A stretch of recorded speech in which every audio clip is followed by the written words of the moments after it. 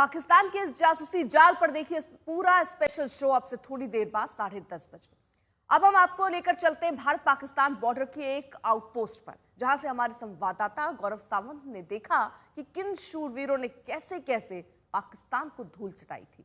सबसे पहले देखिए वो गाड़ी जिससे ऐसे हथियार दागे गए जिन्होंने पाकिस्तान को धुआं धुआं कर दिया।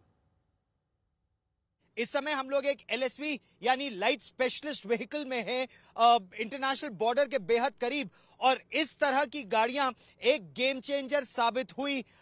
ये मिसाइल फायर करने में सक्षम और बहुत तेजी से एक जगह से दूसरी जगह तक बख्तरबंद गाड़ियां हैं। ये सेना के मेजर साहब एक मेरे साथ हैं। सुरक्षा की दृष्टि से उनका नाम हम आपको नहीं बता रहे, लेकिन मेजर साहब क्या भूमिका रही इस एलएसवी की? इस गाड़ी की बहुत बड़ी भूमिका रही ऑपरेशन सिंदूर के दौरान। इस गाड़ी ने एक गेम चेंजर का रोल प्ले किया और एक फोर्स मल्टीप्लायर का रोल प्ले किया।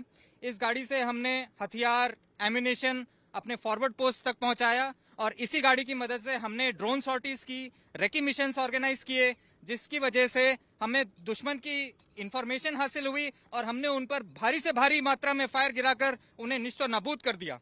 ये बड़ी बात है। अपने दर्शकों को मैं बताना चाहता हूं कि ये जो गाड़ी है ना, ये आर्मर प्लेटेड गाड़ी है, यानी बख्तरबंद गाड़ी है। बुलेट प्रूफ इसका शीशा है, लगभग 3800 सीसी का इसका इंजन है, और ये भारत की एक कंपनी ने ये गाड़ी बनाई है और बड़े गर्व के साथ सेना कह रही है इसका परफॉर्मेंस बहुत ही लाजवाब रहा है इस गाड़ी का। मतलब शत्रु की गोलीबारी के बीच और गोलाबारी के बीच आप इस गाड़ी में एक जगह से दूसरी जगह तक एम्यूनिशन भी मूव कर पाए और ड्रोन मिशंस भी माउंट कर पाए। बिल्कुल, जब दुश्मन का फायर आ रहा था, इस पर मोटर फायर आ रहा था, हाई कैलिबर वेपन्स का फायर आ रहा था, तो इस गाड़ी ने उन्हें बचाते हुए, जवानों को बचाते हुए फॉरवर्ड पोस्ट तक एम्यूनिशन पहुंचाने का काम किया।